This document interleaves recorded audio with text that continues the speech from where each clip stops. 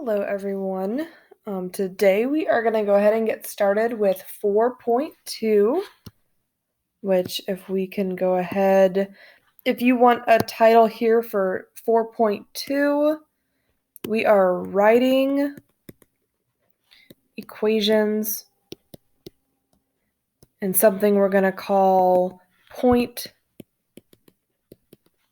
slope form. Okay, point slope form is a type of linear equation using a point, just like how it sounds, and the slope. Okay, so with slope-intercept form, that y equals mx plus b, you need the slope and a specific point. You need the y-intercept. The nice thing about point-slope form is you can use any point in the entire line and the slope, and that gets you your line. Okay, that gets you your equation. So we're going to talk a little bit about how we actually, first, what the actual equation is. All right, so we have, I think I have a highlighter. Yes. All right, so a linear equation in this y minus y1, okay, y minus y1 is equal to m times x minus x1. And now the first time anyone sees this formula, they go, oh, that looks really confusing. What does that mean? What is y and y1? When you have a linear equation, you're going to have y and you're going to have x still in your equation. Just like when we have slope-intercept form, you have that y equals mx plus b. You fill in a number for m, you fill in a number for b. Okay, let's just do random ones. But you still keep the y and you keep the x. Same thing with point slope form. We have different things that we're going to fill in. Okay, we fill in m with slope, just like with slope-intercept form. And we also fill in, right here, this y1 and x1 with a point as well. Any point that we have on the line, okay, it's going to be in that xy. So we put in the x here for that x1. We put the y in for y1. But we keep this other x and y because a linear equation has two variables. It has an x and it has a y. So that's why that ends up looking like that. So you have your slope and you have this point, I guess I could call it x1, y1. Okay, you put the x1 there, you put the y1 there. Okay, so let's look at this with an actual example. A lot of times this is easier to look at when you have the actual numbers. I should have told you about 5 minutes ago. This is on page 103 in your student journal. Hope you figured that out. Sorry. Alrighty, so right here we have a point and we have the slope. So the instructions here, it says, write an equation in point slope form of the line that passes through the given point and has the given slope. So be very careful in this homework because sometimes it's going to say, yes, write it in point slope form. And then sometimes it's going to say, write it in slope-intercept form. Okay, so be very careful with that because you don't want to just do something in point slope form and then not change it to slope-intercept form. So just be careful with the instructions. All right, so let's go ahead and do this first one. I'm going to go ahead and write my point slope form just so I don't forget it. Y minus y1 equals m times x minus x1. And here's where you're very happy that I always allow open note quizzes and tests so you don't have to memorize that. All right, just make sure it's highlighted or circled or starred or whatever you do somewhere in your notes so you can find that easily. All right. So I've got my point and I've got my slope. Okay, the y is always just y. Okay, that's just my variable. So y minus y1, that's the y here on my point.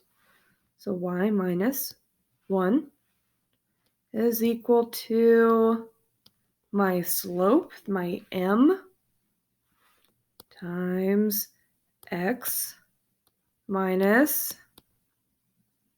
x1, that negative 2.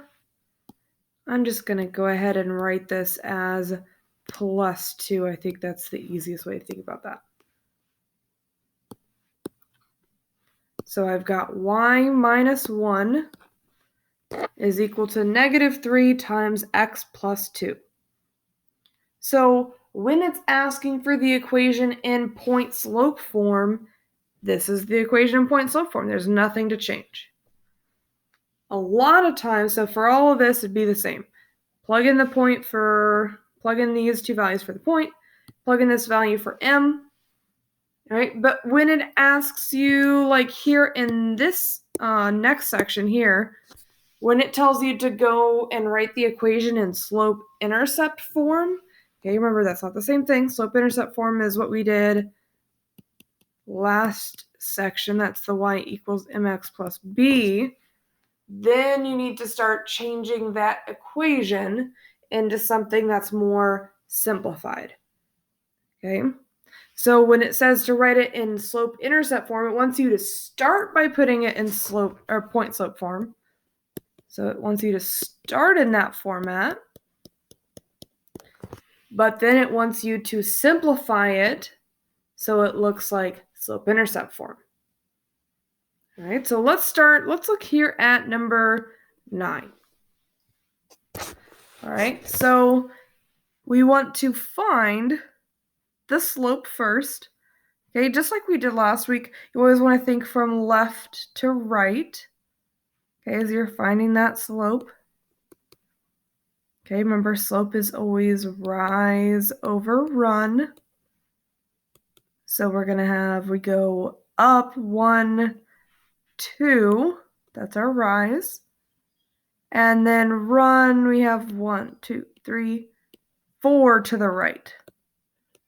So that's going to be equal to 1/2. Okay, and that's our m. And we could use either one of these points, it doesn't matter. So I'm going to use that one because it has less negative signs in it. That's usually how I pick my point. The less negative signs you have, the easier it is to plug it in because you're always subtracting. Again, it doesn't matter. This point would work just fine, the -2, -3, but most people find it easier the less negative signs they have. So my point is to -1. So first step, let me plug that all into my point slope form. Okay, so I have y stays the same minus my y1. Okay, y minus y1. My y1 here is -1, so minus -1 is going to be plus 1 is equal to my m, which was 1/2, times x, okay, just the y and just the x stay the same, minus the x on this point, x1 is 2. Okay, so that's the equation in point slope form. I'm halfway there, but this one wants my equation in slope-intercept form. Okay, so I'm going to have to do some math here. Think about those steps that we would do when we were back solving those equations, what feels like a million years ago.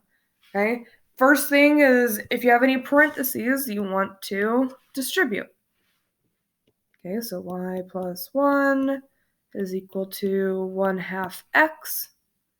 Right, 1/2 times 2 is going to be 1, so 1/2 times -2 is -1.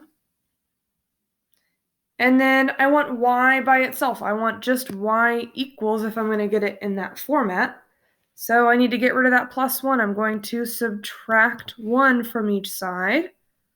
So I'll have y is equal to 1/2 x minus 2.